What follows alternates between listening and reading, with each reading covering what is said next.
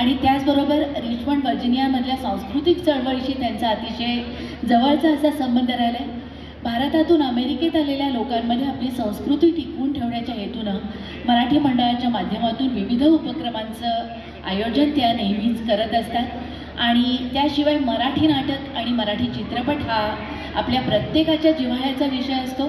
तर मराठी चित्रपटांना आंतरराष्ट्रीय व्यासपीठावर स्थान मिळवून देण्यासाठी नाफा अर्थात नॉर्थ अमेरिकन फिल्म असोसिएशन स्थापण्यात त्यांचा पुढाकार आहे आणि या संस्थेमार्फत 3 मराठी लघुपटांची निर्मिती करण्यात आली आहे. याशिवाय दिग्दर्शन आणि अभिनयाच्या आघाडीवर सुद्धा त्यांची दौडदौड सुरू आहे आणि त्यांच्याच बरोबर त्यांच्या साथीला आहेत त्यांचे यजमान प्रसाद वझे. या दाम्पत्याचं आपण इथे स्वागत करूयात. यानंतर इथे व्यासपीठावर आहेत ज्येष्ठ आहेत डॉक्टर अनिल नेरुरकर. हेही अमेरिकेहून इथे आलेले आहेत.